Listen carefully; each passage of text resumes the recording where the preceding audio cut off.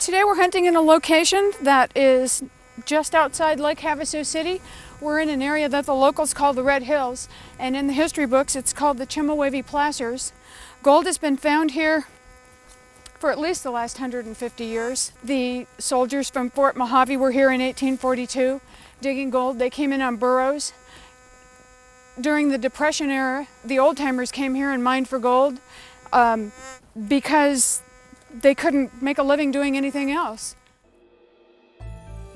My focus for research has changed since I moved to Arizona. Lake Havasu City was founded in 1964, so we don't have anything old here. We don't have old buildings and old parks and schools and old picnic grounds where I can go and find old coins. But we have gold.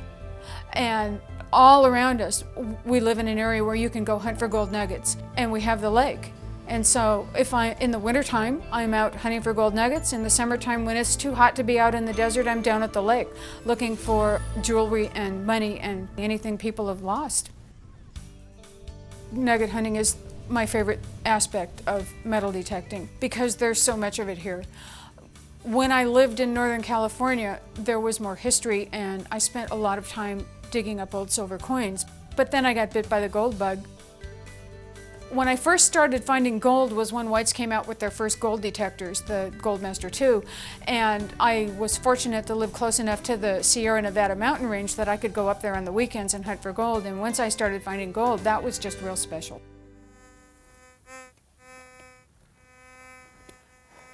We had a lot of rain this winter, and it took these washes and moved a lot of dirt right down to the bedrock.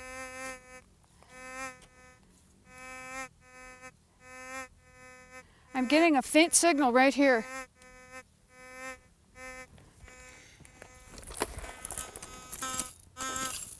When you get a faint signal like that, that tells me that it's either a tiny nugget or it's a larger object that's deep.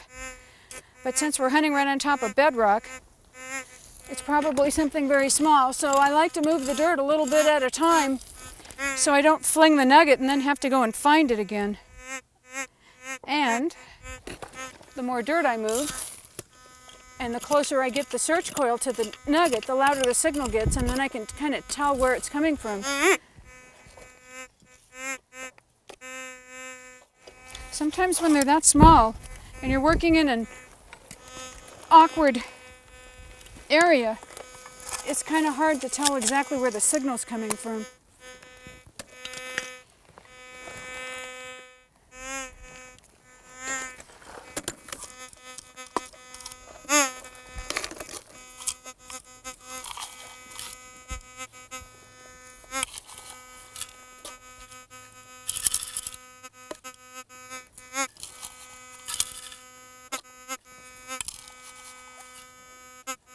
I do this process of elimination a little bit at a time because sometimes the nuggets have so much dust on them that you can't really see them until you get down to just a little tiny bit.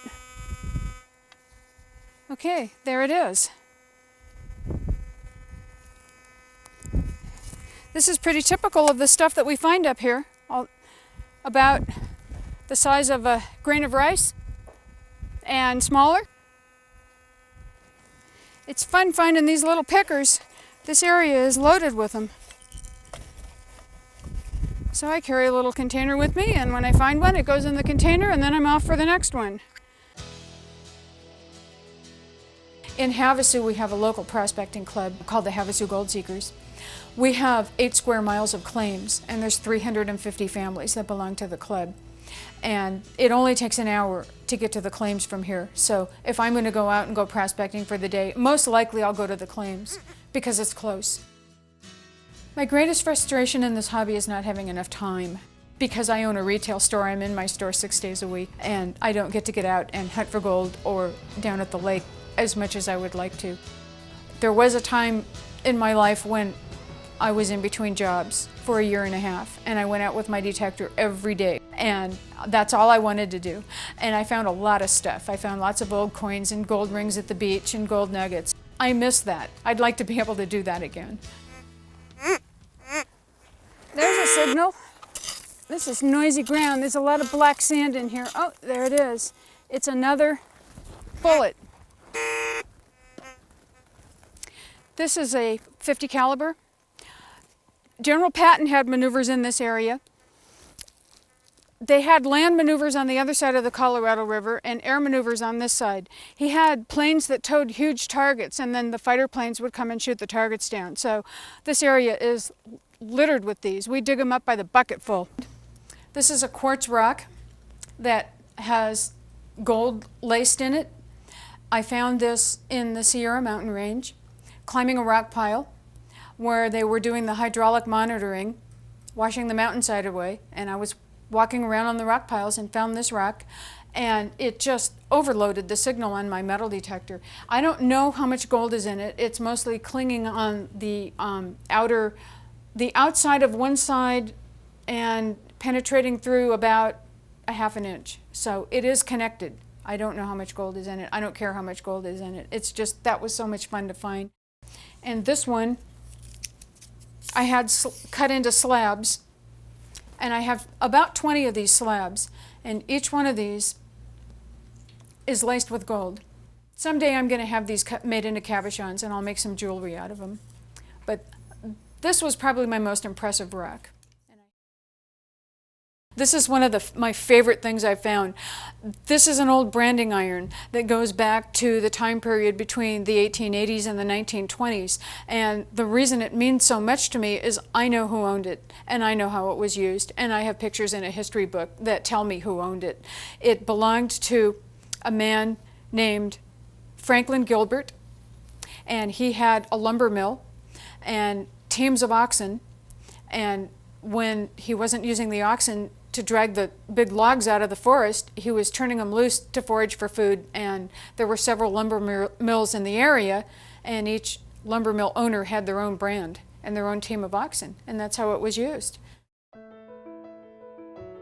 My husband and I met through this hobby. We were both teaching classes independently, so we started combining the classes we were teaching. And so when people ask me what's the best thing I've ever found with my metal detector, I have to say my husband. I want to see people have as much fun as I do. I want to see them be as successful at it as I am. And I'm always helping people and answering their questions. You can read an instruction manual and it will tell you what the knobs on the detector are for and why they work the way they do. The people that take our class walk away with more confidence. Plus, I have watched dozens of people dig their first nugget when I've been teaching these classes. And it's like they get this huge grin on their face. It's like watching your child walk for the first time. There's a difference between what you do and who you are, and this is who I am. It's what I do, but it's also who I am. Like if someone says to you, what do? You think about your job, but that's not really who you are. But this is what I am.